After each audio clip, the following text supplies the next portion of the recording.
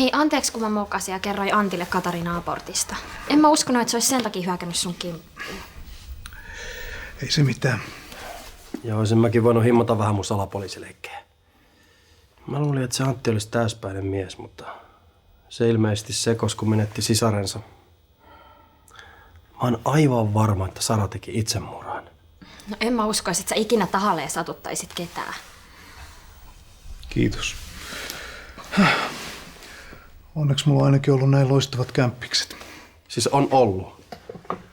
Hei, et todellakaan suunnittele mitään läksiäisiä. No, tässä tilanteessa täytyy varautua kaikkeen. Ei ne voi sua vankilaa passittaa minkään sellaisen takia, mitä sä et ole edes tehnyt. En mä vankilaan meniskään. Koska siihen ei ole mitään syytä. No niin, toi on oikeeta puhetta. Mä taidan mennä nukkumaan. Mut hei, kaikki selvii kyllä.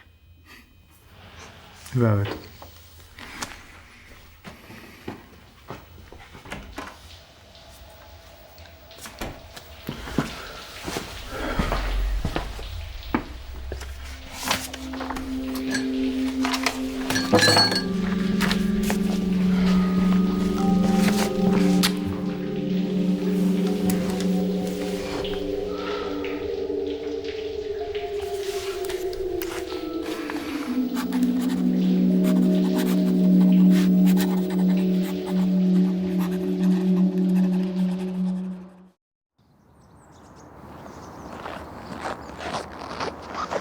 Miksi mä voitu nähdä sairaalalla? Mun pitää vielä ehtiä sinne kuulusteluun. Sä ehdit sinne kyllä.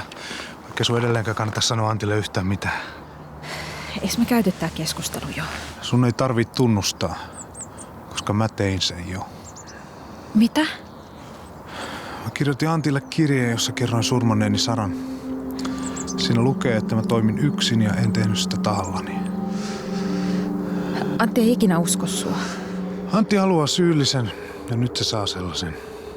Ainakaan se ei enää epäile sua. Sä et voi tehdä tätä. Se kirja on jo matkalla. Sä voit vielä perua sen tunnustuksen. Jotta sä pääsisit esittämään omassa. Sä et ole syyllinen Saran kuolemaan. Etkä säkään.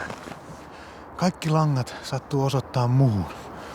Ja se oli mun syytä, että me ei silloin aikoinaan heti kerrottu poliisille, vaikka sä vaadit. Et sä mennä vankilaan mun takia. En mä oo pakannut vankilaa varten. No mihin sä sitten meet? Pois Helsingistä. Pois maasta. Minne? Sitä mä en voi kertoa. No mikset? Siksi, että Antti jättäisi susta rauhaa. Mikä mä rakastan sua.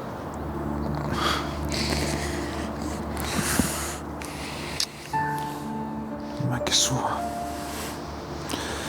Kunpa kaikki olisi mennyt toisin. Lupaa, et puhu Sarasta mitään. Sitten ei ole syöty kenellekään. Moi. Rakas.